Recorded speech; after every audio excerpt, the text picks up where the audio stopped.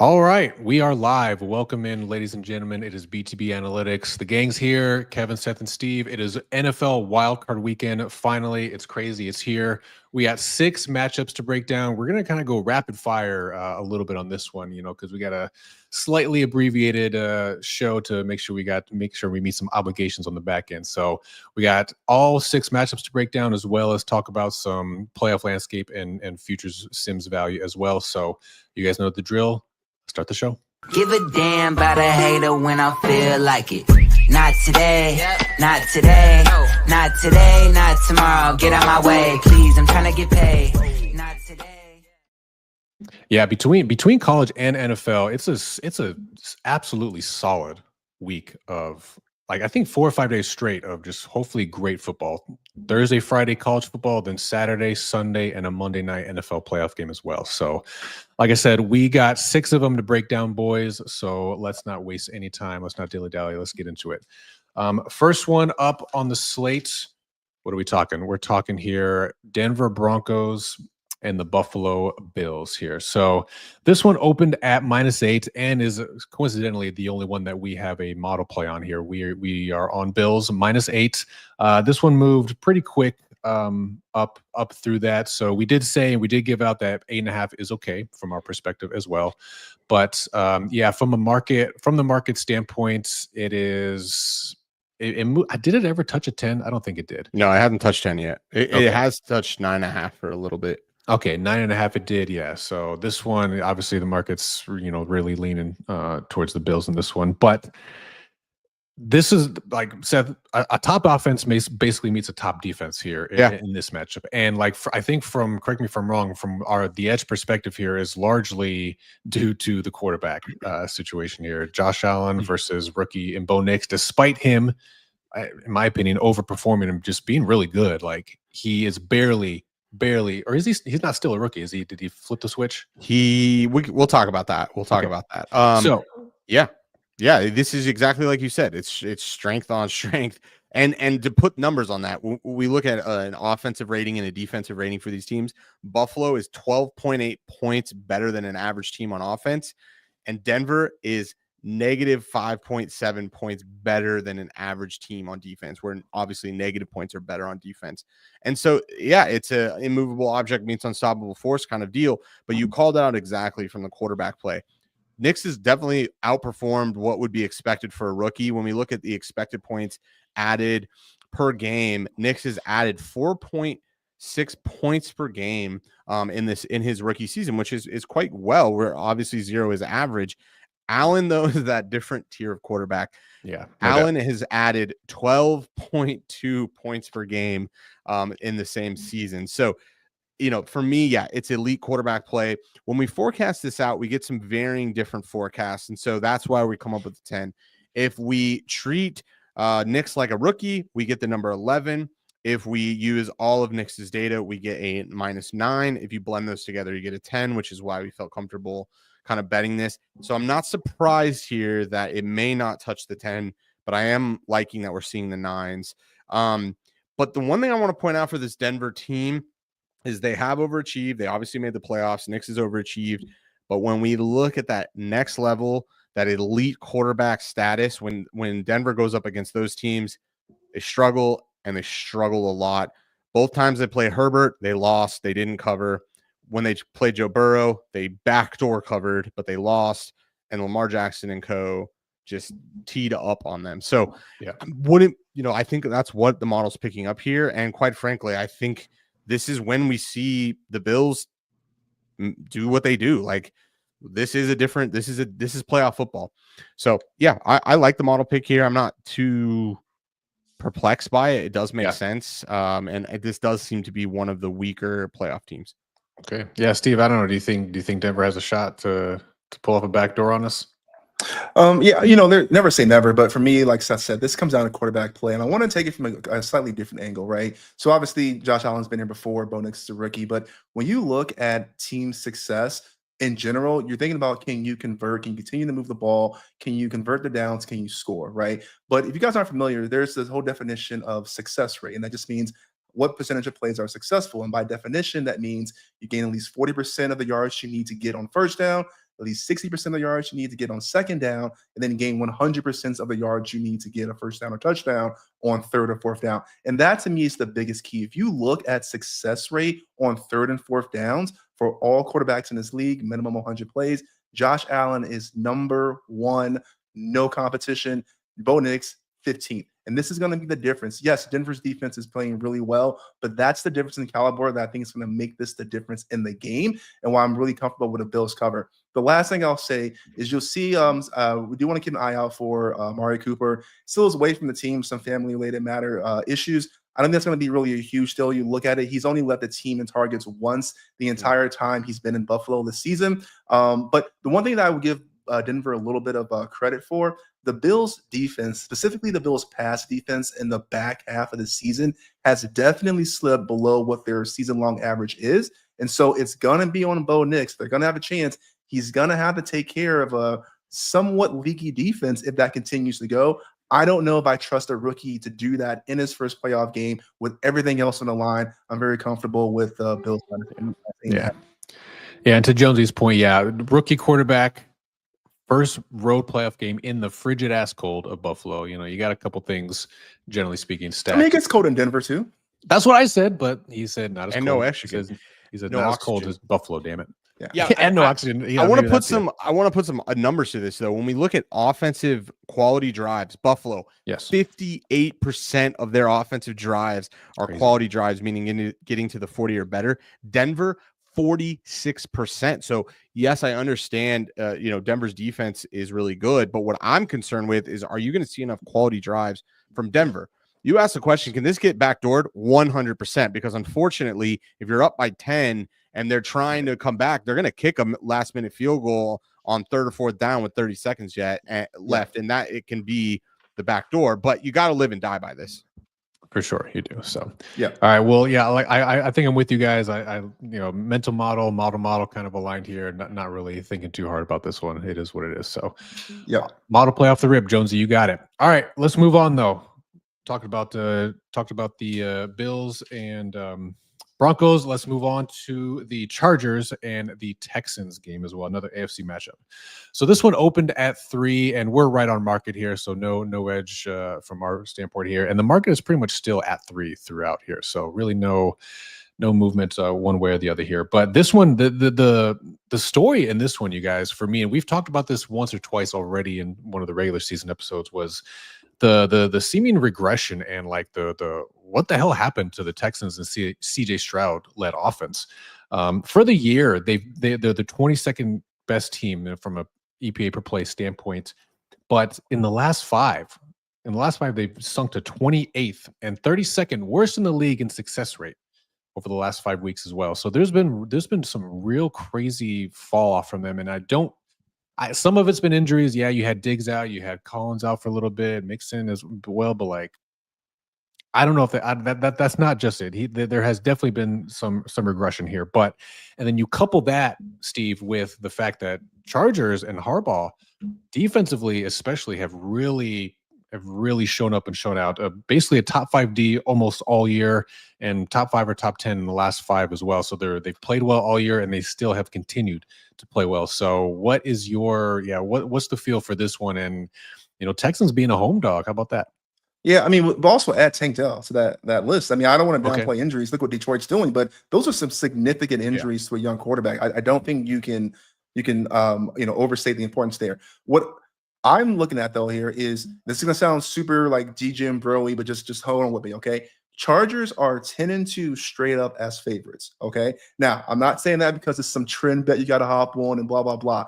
The larger point here is the Chargers beat teams that aren't good, and they tend to lose to teams that are above average. You look at them, they beat teams like the Raiders, Panthers, Saints, Titans, and they lose to teams like the Chiefs, the Ravens.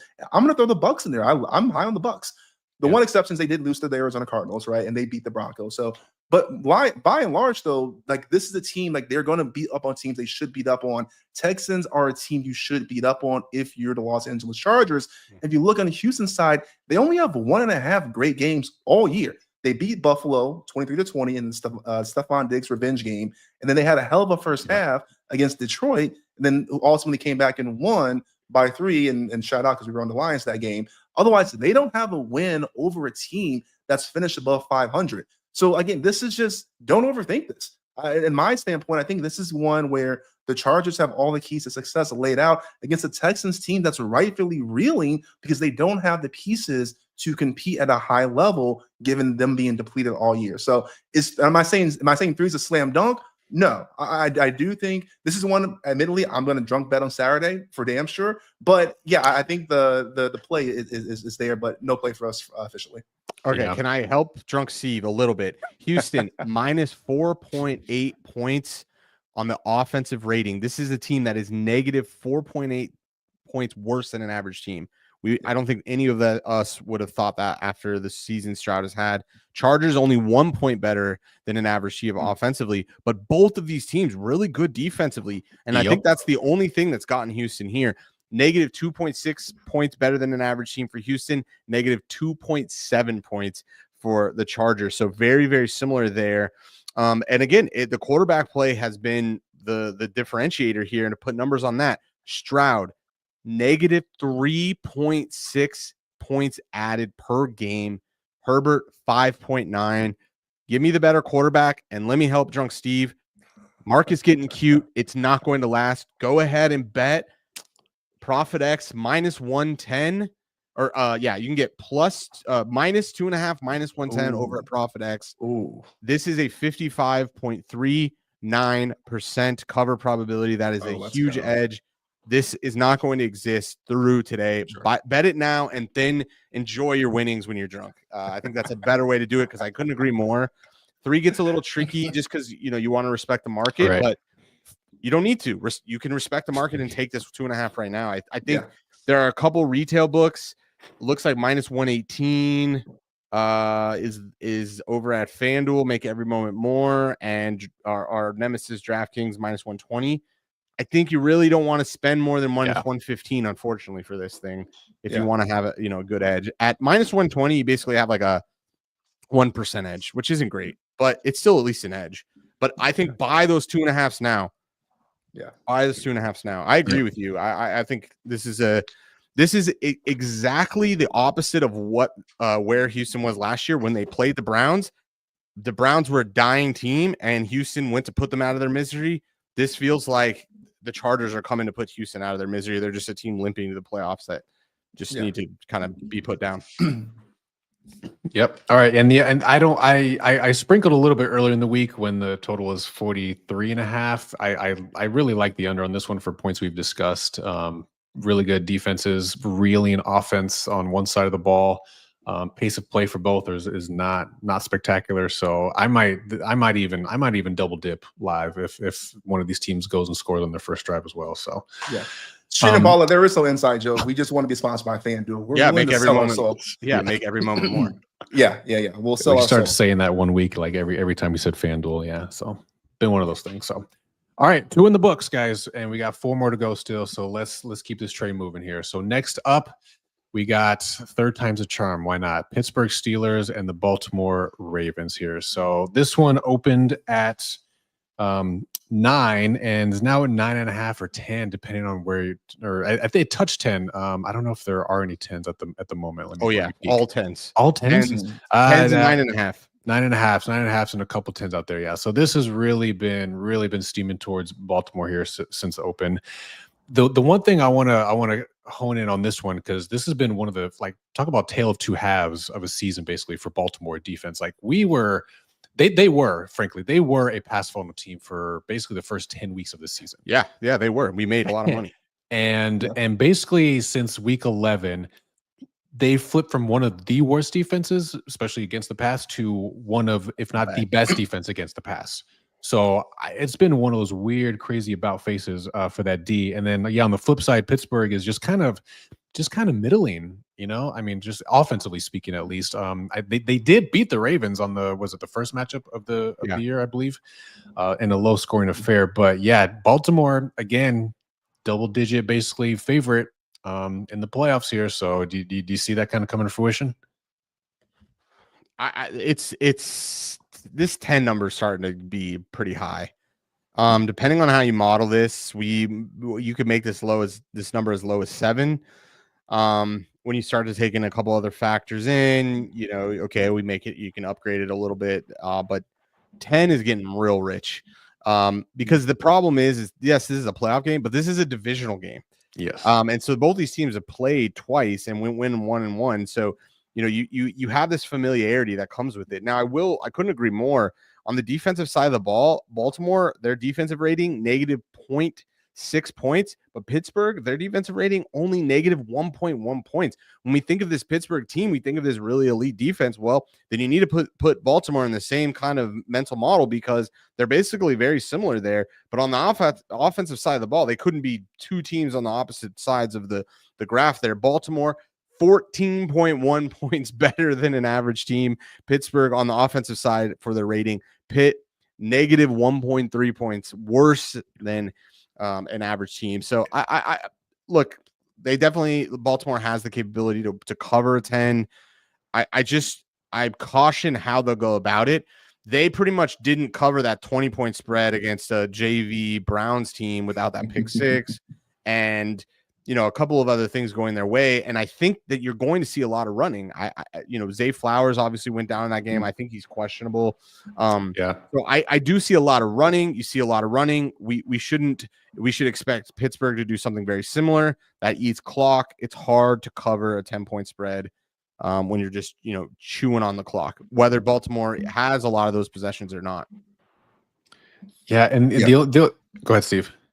No, I was going to say just real quick. Yeah, I think that's spot on. I think people's overreaction is Ravens have been rolling, and I get that, and that they've been blowing teams out. We saw what they just did to Houston not too long ago.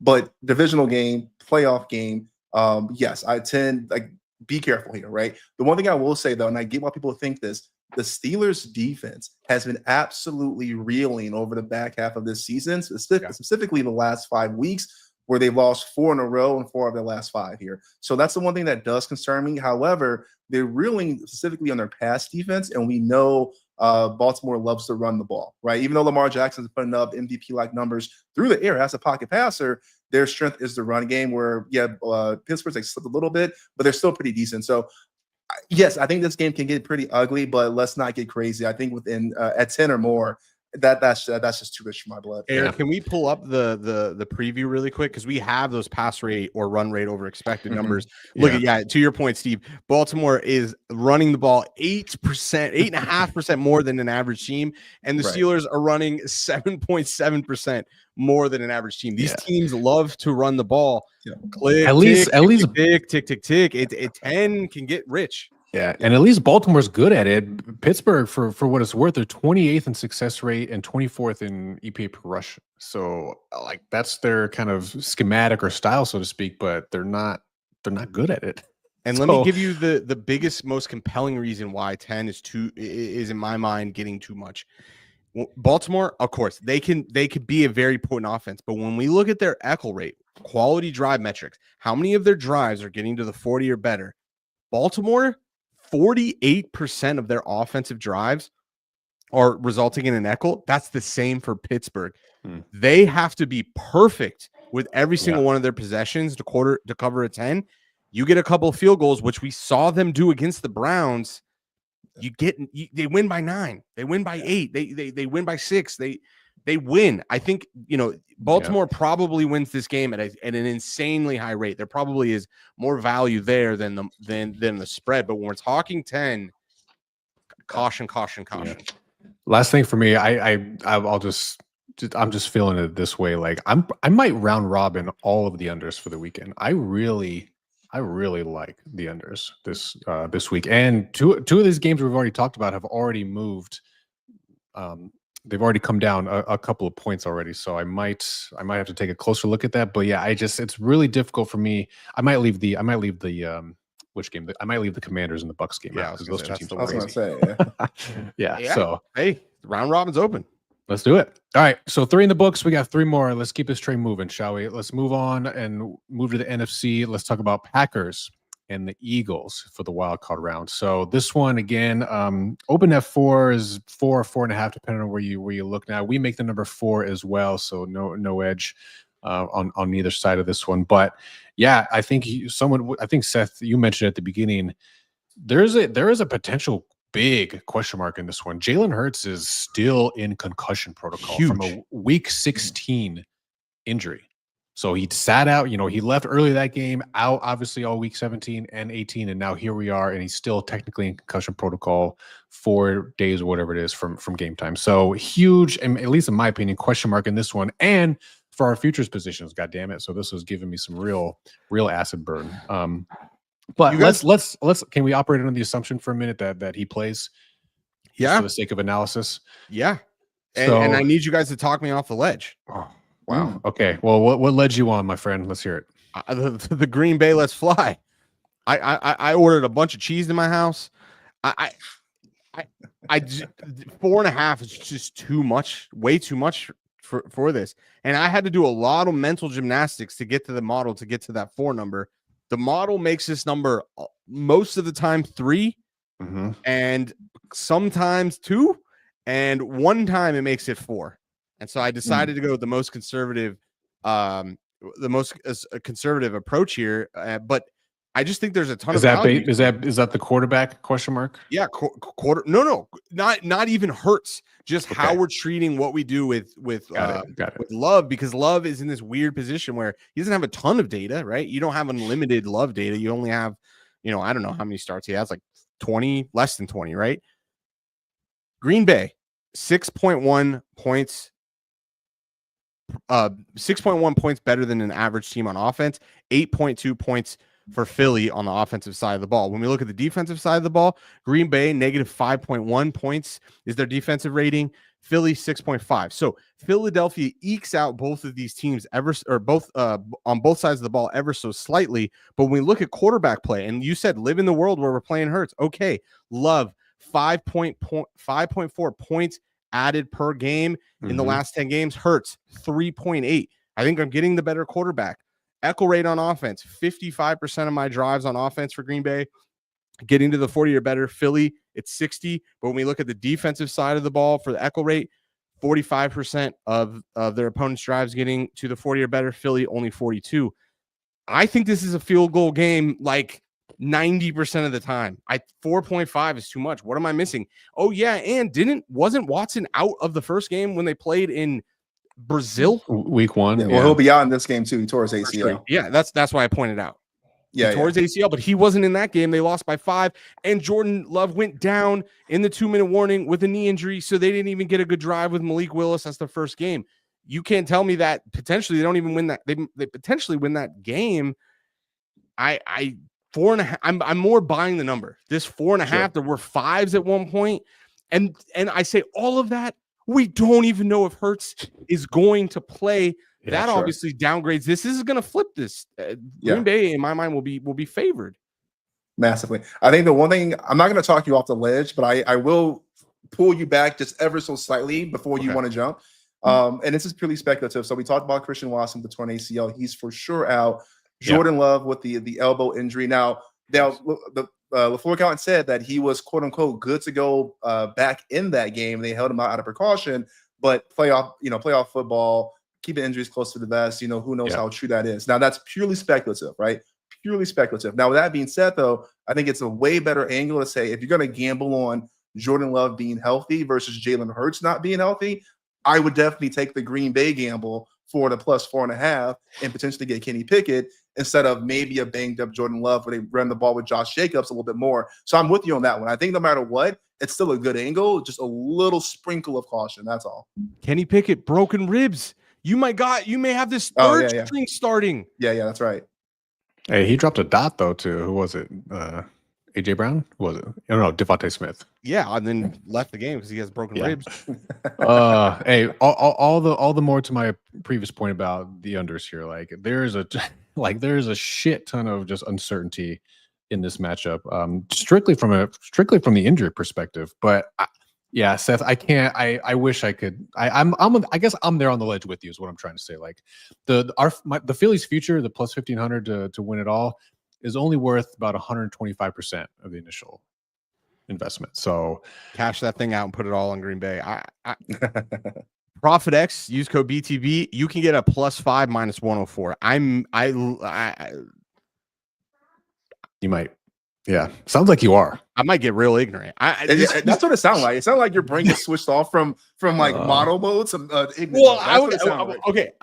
To be completely transparent, a lot of this is because if we were to model this in a non-playoff way, it would be telling us, it'd be screaming for us to take Green Bay. We make the number +2. So Gotcha. using that knowledge is like why I'm like, this number just keeps getting inflated, and then you add the uncertainty. I mean, this concussion protocol is a medical thing. And from my understanding of it, right, this is not something that can be fucked with. He's in that protocol because he medically cannot be cleared. Yeah. And this is something that there's not enough. You can't be like a Jordan Love. You can't play in a bum elbow. You can't play in a bum head. Yeah, he literally could just not get through protocol, and there's nothing anybody can do about that. Right. It's a medical thing. Versus, he could go out there with a bum, bum throwing arm for Love, but at least he can go out there. Hurts literally could not make the field here, and there's nothing anybody can do about that. And I'm concerned, unless the doctors are in on it and they're just holding so they can create this speculation. But what does that do? Yeah. What does that do? Green Bay's not sitting there like, oh shit, we should, because he's not even practicing in the protocol, right? I don't know. Yeah. So you have to have limited practice. Not great for our last remaining futures on this one, but it's good if you bet all of it on Green Bay. Yeah, that's what I was getting ready to say. It's actually a great place to be. Explain to me what I'm missing. I believe this spread, if Eric, I don't know if you can check this. I believe this spread was around 4 to 5 in week 1 when they played in Brazil. So you're basically getting a similar spread. So you're basically only you're upgrading Green Bay a little bit, but then you're adding home field advantage for Philly. Right. Yeah. No, I'm with you. Okay. I'm unfortunately on the ledge with you, Seth, but I think I'm gonna have to wait. This is a catch-22 because if you wait later in the season in the week to see what happens, right. I don't think you're gonna. Yeah, you're not gonna bet it out or not. You know what? Yeah, fuck it. You're not betting it. Yeah, Eric says -2.5 Philly. Thanks, Eric, for the week 1 spread. Yeah, that one. Yeah, and Watson didn't play in this game. Yeah, as a Bears fan and Packers hater, this hurts my soul, but this is a no-brainer. I mean, it's the number here. I'm obviously having a bit of a degen moment, but it's mostly math. It's mostly math here. Again, even if I believe the market, and the market is saying 4, which I don't believe the market. I think this number's 3, and our model makes it more like 2. Let's be conservative here. Let's make the number 3. This 4.5 is everything. It's everything. Right. Yeah. Okay. All right. I'm gonna move on before I get depressed. I'm betting it over at ESPN because I don't fuck with DraftKings. Shut up. All right, we'll see. A huge, like we said, a huge uncertainty in this one. So everyone keep your eyes on what's going to happen with this one, and that will be quite telling, I think, as the week goes on here. So, all right, we got two more to break down for matchups here. Next up, let's talk about the Washington Commanders and the Tampa Bay Buccaneers, baby. So this one opened at 3. We make the number 3 as well. So again, no edge from the modeling standpoint, and the market really hasn't moved off of this 3. I think really all week since open. So. This one, like I teased a little bit earlier, I might round robin all of them besides this game because this one just screams to me like shootout of the weekend, right? Top five defenses in both cases here, and still despite Jaden Daniels being a rookie, man, it's like that second half Cliff Kingsbury offense fall off type of thing that I talked about a while ago never really materialized except for like maybe 1.5 weeks.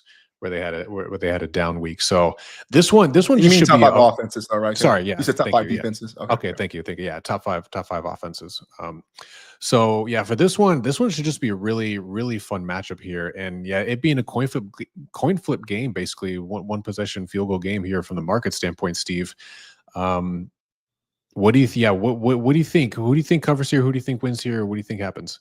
I gotta be honest, I don't give a shit. I'm watching this game with popcorn for one reason only. Mike Evans versus Marshawn Lattimore. That's all I care about in this matchup. I'm betting props over under 1.5 fights between those two. This is the greatest football rivalry of all time. If you are not watching this, you are missing out on some of the best NFL moments. I'm watching this game purely as a fan. In my mind, there's a lot better bets this weekend. I'll be watching this popcorn in hand for the fights. That's it. Damn. All right. Sorry, that's all I got. Okay. Real quick. What is that history? Does that go back to college? Saints. Yeah. It was sorry, not college. The Saints. Oh, okay. When they were on the yeah. Saints, or when Marshawn was on the Saints. I see. Okay. Just Google fights between them two. Like he's not kidding. Like You got a montage? they don't even need to do a YouTube fight. Like they've already had it. Like this is like round like 7. Yeah. It's just because of the divisional rivalry. I don't know. Somebody said something about somebody's mama or something. I don't know. Well, so what's your angle then, there, Steve? Like who's got the best of that matchup? No, I mean, technically, I think you got to give it to Marshawn.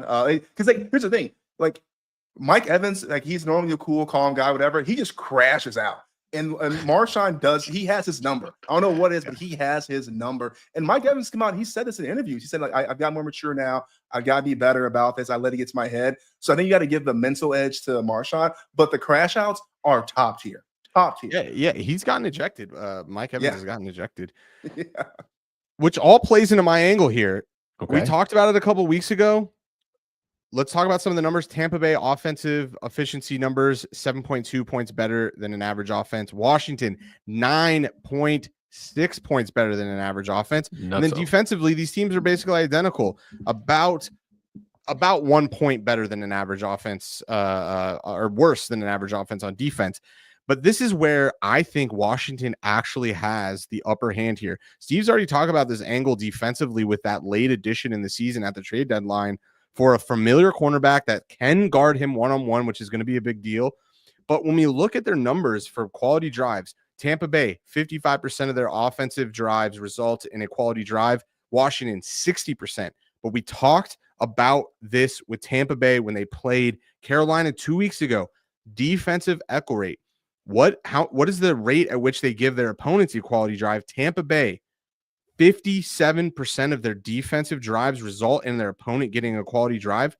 Washington's EPA numbers are similar to Tampa Bay, but not echo rate. Only 49% of their opponent's drives result in a quality drive. So I actually give this a little bit of a bump for Washington. And when we model this out using all of Jaden Daniels' data this season, we make this number 1. And a ton of value at the 3. Again, we're giving the most conservative forecast where we make this number 3. But if we look at the quarterback play, Baker only ekes out Daniels by 2 points per game. Baker adding 8.2 points per game, but Jaden Daniels 6.2 points per game. So I am very concerned for the same reasons I was concerned when we bet on them a month ago when Carolina played Tampa Bay the first time. They can't slow people down on defense, and they allow way too many successful drives.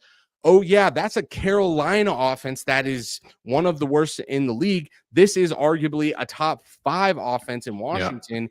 I am very concerned that every drive is going to result in points, and I am not sure we saw it. Tampa Bay isn't set up to do that. They can, stutter a bit. And then you've added the angle there. What if we get a lockdown there on Mike Evans, and Mike Evans is nowhere to be seen in this game from a familiar foe that's played him multiple years and has locked him down, has gotten into his head. Yeah, I mean, get your popcorn and also bet Washington +3. I think money line even. Take the angle. Take the over. It sounds like damn. Well, I haven't modeled that. So I know, can't but speak to that as much, but.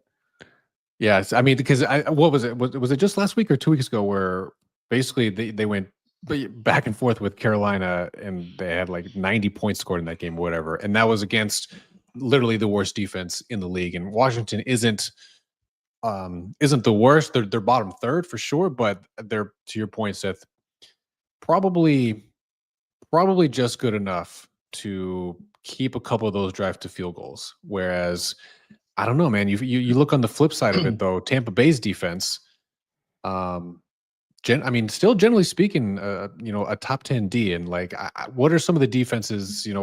What has Washington done in the games where they face good defenses? Tampa Bay is not a top 10 D. I don't know where you're getting that in EPA per play. Yeah, but any metric. Yeah, I'm looking at offense. I'm sorry. You're right. Okay. Yeah, I was gonna say you might be looking at our database where there's only 10 teams in there. Yeah, no. They're a bottom 10 team. The Tampa Bay's defense sucks. This is not Tom Brady's Tampa Bay. No. This is a really efficient offense and a to mid D, yeah. Like to the lower end of the defense. And I think Washington is playing just ever so slightly. Honestly, Washington is just like the little bit better version of Tampa Bay. I'm really concerned here that Tampa Bay's defense is just 57% of opponents' drives result in an nickel. Yeah, that's so crazy. Only 50%. So even if it comes down to one possession, which these playoff games very well could, +3 is great. Now you're gonna push a ton here, 4 to 5%. You're gonna push, but you ain't losing.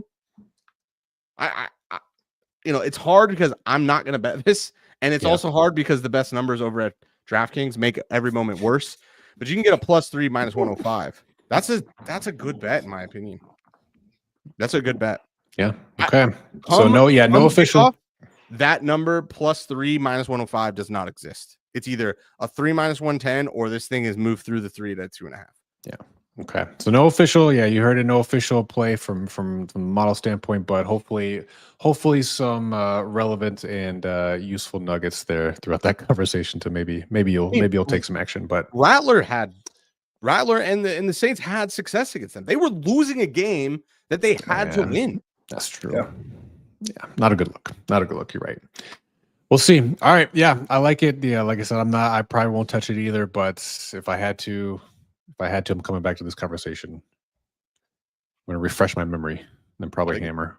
I'm just take notes. Washington +3. All right. We got 5 in the books. Nah, I don't want to get cute. Or maybe I will. Fuck it. It's the round robin. We'll see.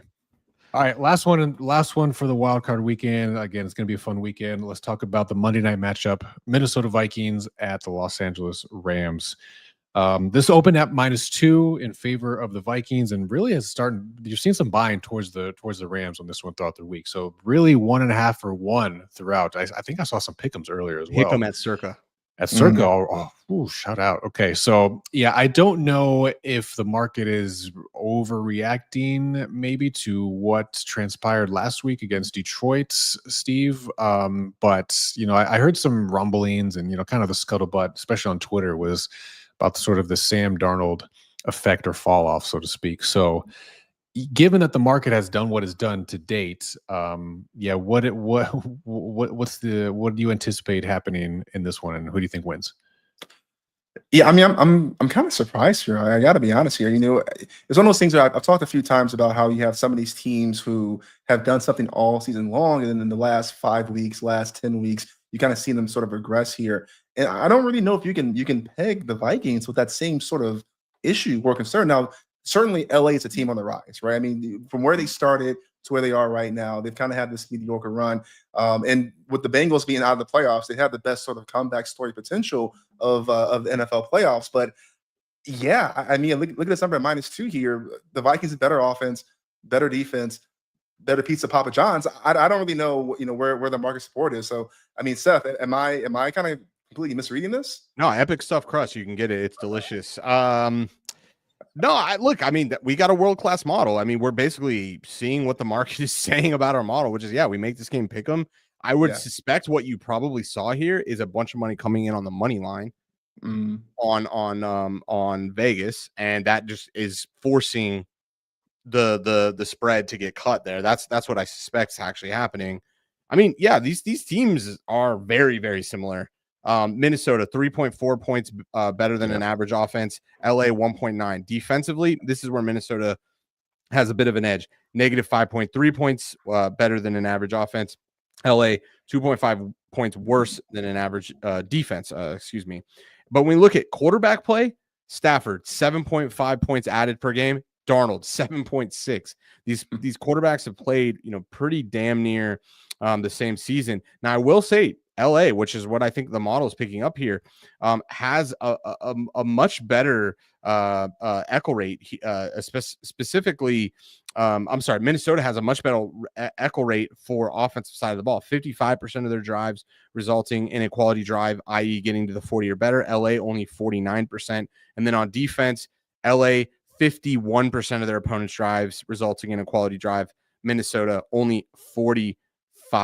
So it's a coin flip game. There's really no, I get the directionality of this. I won't be surprised if it closes somewhere around this. You know, you are getting a little bit, it does seem like they played earlier in the year and Rams won, right? I mean, and they won kind of convincingly. You had the whole controversial face mask situation. Oh, yeah. But you kind of feel like you're getting a little bit of the most of the season we would be talking shit about the Rams and their experience, but is this where, you know, Stafford and co have kind of been there? They've done this before. They kind of have played in these really big games. And is this where, you know, Darnold regresses and is kind of becomes the quarterback everyone thought he once was? And Yeah, I don't know. I hope he continues to prove everybody wrong. Just to the curtain, our model liked Detroit in that game last week. So from a modeling standpoint, their divisional games, the Lions are really, really, really, really good. They are not the same team as the Rams, and they had an insane defensive performance. The Lions did. I don't know. In fact, I do know you should not expect the Rams to be able to hold Minnesota to however many field goals in the red zone. yeah. And the 10-yard line specifically. So I don't know. This is a coin flip for me. I'm staying away, but I'm not surprised by this early move. Yeah, I don't think it's a good matchup schematically for Minnesota either. They blitz at the highest rate, and shout out Tage Seth. I saw this; he was keen in on this as well on Twitter earlier today. But they blitz at the highest rate in the league, and LA is third best against, or Stafford specifically is third best in the league EPA per dropback against pressure and against the blitz. So what do you do if you're Brian Flores? Do you dial that back and then just let the old savvy vet Stafford pick you apart with Puka and Kupp and everyone else, or do you kind of stick to your guns and dial up the pressure like you have, and let the chips fall where they may, so to speak? But yeah, it's going to be an interesting chess match, I think, from that side of the ball. So yeah, in that first game, what week was that? Do you remember when they played? How early in the season was that? It was fairly early. It was in October. Oh, okay. Yeah, they So won probably 30-20. not a ton to wait on that at this point. And but- I remember our model leaned in the direction of the Rams. So I remember we weren't all that. We didn't have action in the game, but we weren't all that surprised. And here we are again. But to put the pick 'em, I don't know. I could see this going either way. But I think, to your point, I think you have to die on the sword if you're Minnesota. Like, now's not the time to. It's what you got you. I mean, it's what got you here, so to speak, right? I mean, all year you've been one of the best defenses in the league. So, like, yeah, don't get cute, I guess. But we'll see, man. Yeah, we'll see. Mark, I would say this real quick. That's one of the things, though, and I'm just thinking off the cuff here. One of the things probably worth looking at too. If you do believe Flores is going to continue to blitz and put Stafford under heavy pressure, is there an opportunity for a Stafford prop for over completions for screen passes, dump off, slants, things like that to beat the blitz? So just something to keep an eye on. Yeah, and that goes with the game, the kind of game theory here, which if you believe you're buying the more experienced quarterback, you would also think you're getting a game plan that will support, hey, we are going to have our hot route for every single one of these blitz. We know where we're going pre-snap with every one of these. To your point, could skyrocket completions.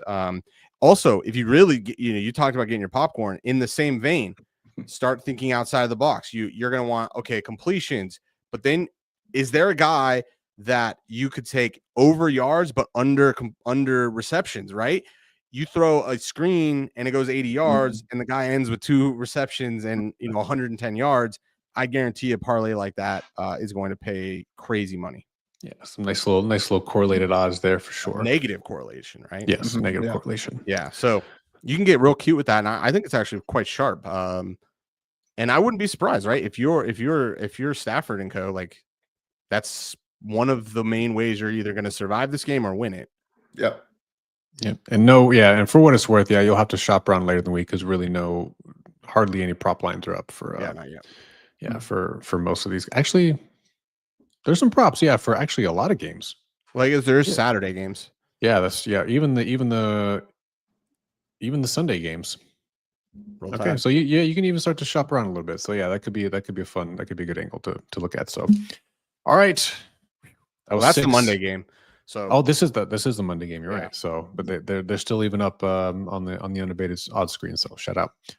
All right. So that was 6 matchups in the books. Going to be a fun 3 days of matchups. Let's hit zoom out a little bit, just real quick. Talk about the playoff landscape, and then talk about maybe some sim futures value odds and all that. So here is our world famous landscape graph here. Offense on the x-axis, defense on the y-axis. This is obviously only the playoff team, so the scaling is a little maybe misleading, if you will. It's not like LA has a shitty defense per se. It's just of the playoff teams, it's technically the worst on a per play basis. So I guess, guys, Steve, for you, like, are you rolling with anybody in terms of who you think has the best shot to win it in their path, other than the number 1 seeds with the Chiefs and with the Lions here? NFC, I'm definitely going Lions. I think there's too much to kind of overcome that, and they've done so much with so little, with all the injuries they have there, and then potentially getting Hutch and some other players back if they make a deep run. The story's so good there. He Then the might come AFC back for real. Yeah. No, it may be a long shot, but yeah. Wow, I didn't realize that. Okay. Yeah, and Damn, same thing with that's crazy. Montgomery. And then from the AFC standpoint, I think there's a lot more chaos that can happen there. I do like the idea of a Ravens deep run here, but we'll see. Okay. All right. Seth, any from you before we hit the futures? well, let's pull it in. Let's pull it in Okay. because I have on that also like the market numbers as well.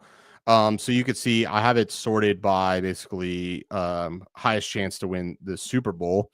So to Steve's point, Ravens are up there, Bills are up there, and the AFC Lions are number 1.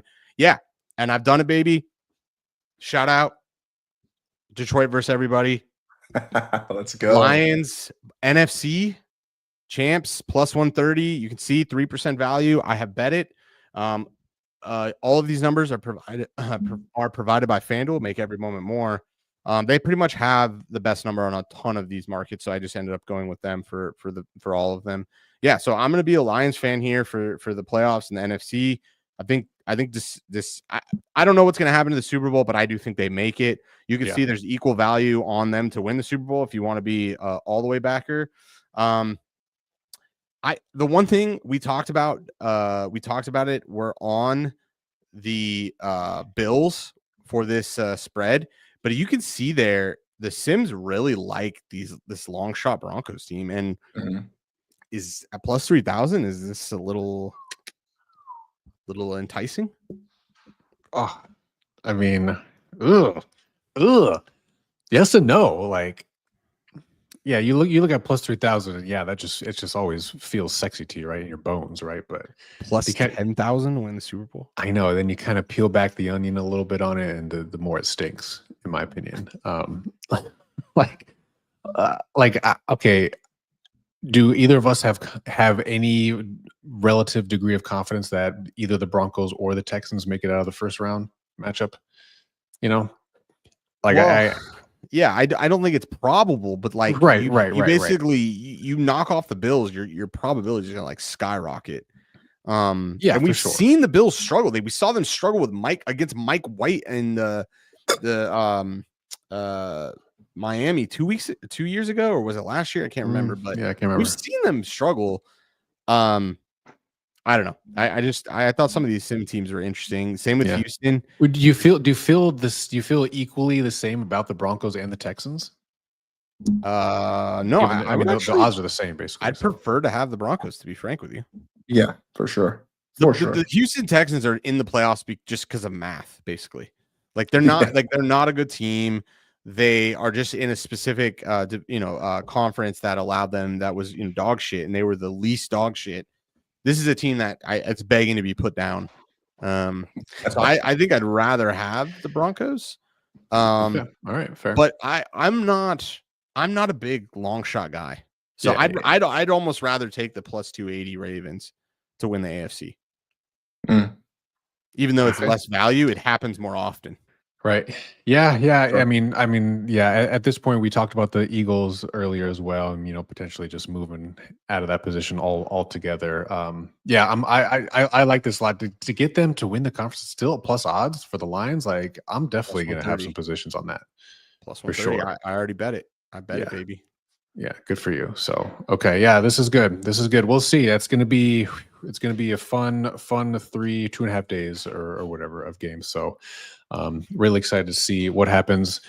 Playoffs are here. We'll be back next week talking about the divisional round matchups. So we'll see for the first time the Lions and then the Chiefs again back in the playoffs. So yeah, it's gonna be fun, everyone. Appreciate you guys all hanging out with us. We got to dip some obligations here right after the fact, but appreciate you guys tuning in. Seth, Steve, has been real. To everyone who's tuning in, thank you for being here. Don't forget to like the video, and if you're not already, tell your friends and subscribe to the channel. Hopefully, you guys are getting some good value out of these conversations and out of these angle matchups and everything that we discussed. So, Look, yeah, I actually just want to point that out. They are getting real value. You had a profitable football season. You're welcome. Your first ever betting profitable season.